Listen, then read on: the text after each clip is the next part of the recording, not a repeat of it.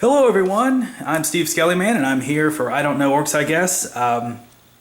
Today we're talking about DGS Games Free Blades miniatures. These are metal minis for the Free Blades skirmish game, and we reached out to them and they enthusiastically said yes.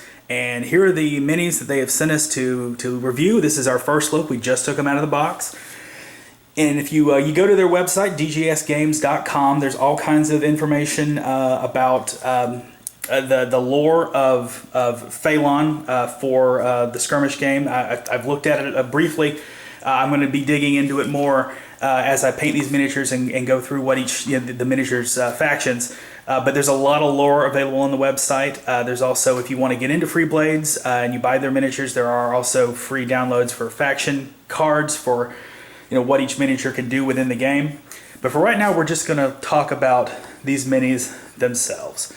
So we have 5 here. I'm going to start off with this first one. He stuck out to me because he is a Skeleman. Yes, Krayech's Reaper. He is a skeletal dude, and we like Skelemans here. Our next here is Shakrim. Now the Shakrim race is they're kind of like swamp people. There's a few more of that faction in this set, so you'll see more. But this guy's a turtle dude. You see he's got a shell back there. He's got that falchion kind of sword. And you see that these do come with bases. You don't have to find a slot of base. It comes with a slot of base. And they're really, really high detailed. They look really nice. Even through the plastic you can see all the nice little ridges and bumps in places.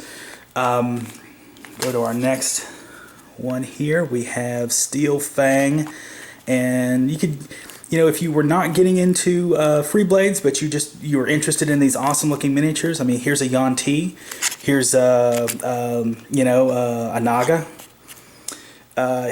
You can use it for D&D or Pathfinder gaming as well as skirmish gaming. Alright, and this guy may be my favorite. He is sort of a little lizard man, but just the way his head... I was looking at it, the first thing that popped in my head was the art aesthetic of the Dark Crystal. I believe that's Brian Froud's art, and this just looks like it would fit right in. It is such an awesome sculpt. I love this guy. In my home campaign, my home D&D campaign, lizard folk are actually on both sides of a major conflict, so my players have both positive and negative interactions with lizard folk, so I could see this particular mini being used on my table as sort of just an interesting NPC for my characters to interact with. There we go. And then this one is probably, I think this is the nicest one that they sent me for review. This is a bear, and with this bear there is a small, stocky humanoid.